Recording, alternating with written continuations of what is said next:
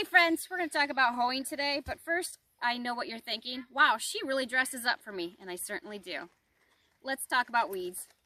Welcome to the Roots Revival with Food Prude, where we're going back to our roots and learning old-fashioned ways in a modern world. Hi, I'm Laura Lawrence, and I'm glad you're here with me.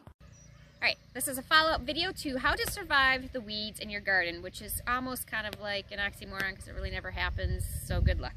No, I'm kidding. Anyway, so this is a follow-up to my first video, which a lot of people had some great comments on and a lot of views on it. So hit that'll be at the link down below, or a follow-up to the at the end of this video here that you'll be able to watch as well. So I'm going to go through the garden today and just kind of show you what I've been doing with the weeds and how it has very successfully worked for me for many years.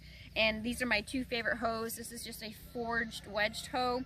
We got it at Ace Hardware years ago. My husband got it for me for Valentine's because it's the shape of a heart. It's kind of funny, right?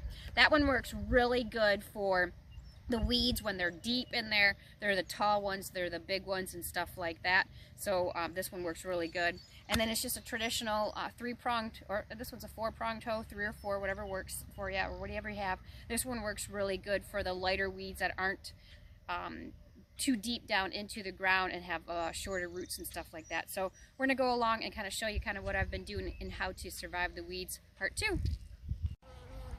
Alright, hey guys, alright, so here I just want to show you some of the hoeing techniques that I like to do out here in the garden that work really well for me. I'm going to show up some close-ups in a little bit here, but first I thought I'd just show you right here and talk to you about it. So my favorites again are my pronged hoe and my wedge hoe here.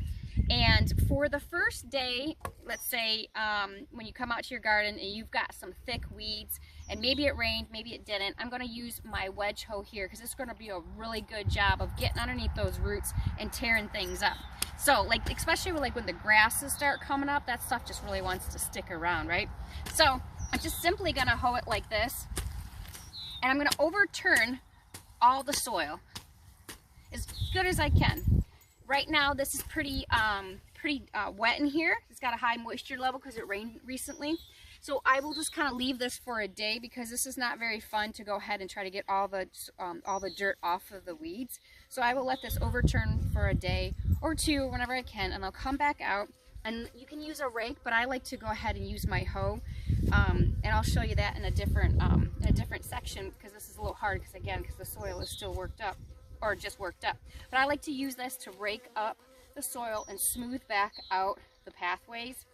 Then I'm going to go ahead and just simply, this is great technique so you don't have to bend over. I'm just going to use that, and it's going to pick up my weeds like this.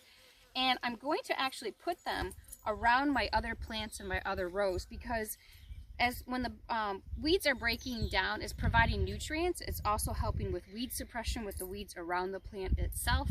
And it's going to help with keep the moisture in from your sprinkler or from your rain. So it's a really great way to go ahead and just utilize the pain in the butt weeds that we have in here, put them over here, and that's how you do it. So again, the first day I like to come out here, and when I've got these really pathways that are really covered with some deep roots, I like to use the wedge hoe, turn that up for a day, come back, and then use this to go ahead and just kind of simply just do some raking method to go ahead and then put the weeds over there. So now I'll go and show you some close-ups of how this has been working in other of the rows. So let's take a look at that.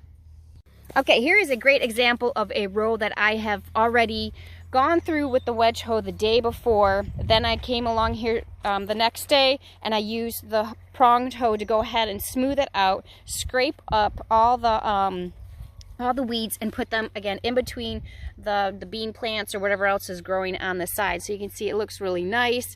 It's smooth. You know, you can walk through it. You can tell where weeds are or where they're not. It allowed me to kind of dry out the soil, but also make it easier for me to rake the weeds out of the way as well. Because when your soil is really hung on to all those roots and stuff like that, that's not gonna. It's gonna make it much harder and take longer to do that. So we wouldn't want to do that. So that's a great row that I just finished today. So let's go look at some other rows. All right, here is a row in between some squashes that I have, some corn that's kind of looking sad. Don't judge me on that. It's the weather. I blame that. But here is, I did this morning. I used my wedge hoe to tear up all these weeds. That'll sit overnight or 2 nights, you know. I mean, don't hold me to the time frame, people.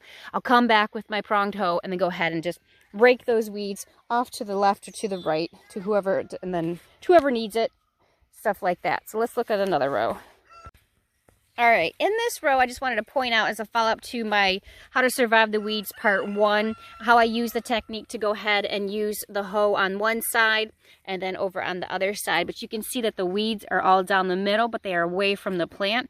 So when it gets that overwhelming time, I just need to focus on just getting the weeds away from the plant, not necessarily the whole entire row. Then I like to come back and use these other techniques when I have the time and energy for that. But just a quick note about onions. You want to be careful when you are hoeing them. You don't need to start breaking off the tips or anything like that, so you will need to be careful.